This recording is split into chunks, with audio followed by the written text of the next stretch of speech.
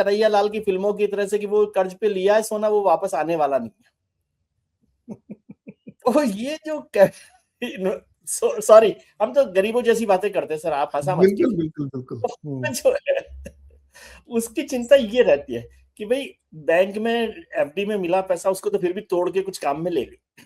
Gold में जो आपने मान लो 10 ग्राम की भी कोई चीज खरीद ली, 50 ग्राम की चीज खरीद ली, तो वो आदमी हिंदुस्तानी मोटे तौर पर जो एक मिडिल क्लास या लोअर मिडिल क्लास, वो उसको कभी भी तोड़ने के साथ नहीं जोड़ता। और बहुत सारे लोग तो ऐसा समझते हैं कि ये तो बड़ी बेइज्जती की बात है। राइट। विजय जी बिल्कुल सही उदाहरण आपने दिया कन्हैया लाल वाला, लेकिन कन्हैया लाल वाला दौर अब बीत गया है। अब जो गोल्ड, पहले बात तो गोल्ड को लेकर के आपको अपनी सोच बदलनी चाहिए। गोल्ड एक आपके लिए इन्वेस्टमेंट टूल है, ये आप बिल्कुल ध्यान रखिए। इमोशनल कनेक्ट हम लोग किसी चीज से नहीं रखना चाहते अगर वो इन्वेस्टमेंट टूल है, वो शेयर हो, एफडी हो, गोल्ड हो, सिल्वर हो, प्लेटिनम हो, बिटकॉइन हो। अगर आप इमोशनल हुए तो नुकसान है, तय है नुकसान, क्योंकि निवेश में दिमाग चलता, दिल नहीं। तो अगर आप गोल्ड निवेश के लिए ले रहे हैं तब कुछ तो इसमें इमोशन कोई खेल ही नहीं है। और दूसरा क्या, कन्हैया लाल वाले दिन तो सर अब चले गए।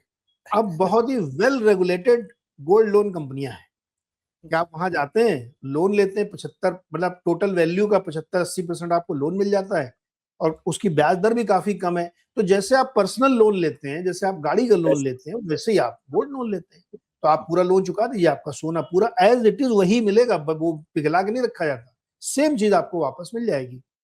तो वो रिस्क तो नहीं है।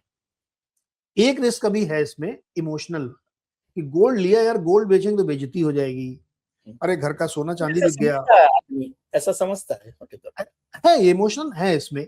लोगों को लगता है कि गोल्ड अगर बिकने लगा मतलब आप एकदम बर्बाद हो गए हैं, कुछ नहीं बचा है, कुछ नहीं बचा, घर के बर्तन बिकना चालू हो गए तो गोल्ड बिकने लगा। ये जो मानसिकता है ना, ये धीरे धीरे चेंज करनी भी चाहिए और हो भी रही है, क्योंकि गोल्ड को आप एक टूल की तरह इस्तेमाल कर रहे हैं। तो अगर मान लीजिए आपने कोई सोना फिजिकल फॉर्म में खरीदा तो आपको इमोशन ज्यादा होगा, रोज उसको रात में सोते समय देख सकते हैं कि देखिए मेरे पास ये गोल्ड का सिक्का है एक। अब उसका एक तोड़ आ गया है, ईटीएफ। आप गोल्ड का ईटीएफ खरीदिए, उससे आपको कैसे प्यार होगा, वो तो एक्सचेंज में आपके पास है ही नहीं, और वो एकदम फॉर्मेट है। देखिए एक बहुत अच्छे इकोनॉमिस्ट ने बहुत अच्छी बात कही कि जब आप अपने पर्स से पैसा निकाल के खर्च करते हैं तो आप कंजूस हो जाते हैं। ये सच है, साइकोलॉजिकल। इसको मैं दूसरे बताऊंगा आपको आगे, चलिए। हाँ। ये जब आप पर्स से निकाल के खर्च करते हैं तो आप कंजूस हो जाते हैं, क्योंकि साइकोलॉजिकल है। आपको लगता है अरे मेरे पर्स से फिर एक 500 की नोट निकली, अरे आज दिन में 3 निकल गए, अब तो बिल्कुल कुछ नहीं करूंगा। लेकिन जब आप क्रेडिट कार्ड से करते हैं, फ्रैक्शन ऑफ सेकंड के लिए आप इमोशनल नहीं होते, स्वाइप मारा, टैप मारा और 10,000 का बिल दे दिया। जी।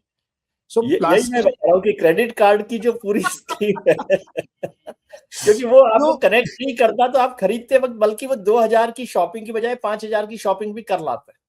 यस, एकदम सही बात है। तो आप जब गोल्ड को डिजिटल कर देंगे, ईटीएफ कर दिया आपने, तो आपका वो इमोशन खत्म हो गया। अब तो मतलब वो तो एक शेयर की तरह यूनिट मिल रही है आपको, खरीदो बेचो, दिन भर लोग ट्रेडिंग भी करते रहते हैं उसमें।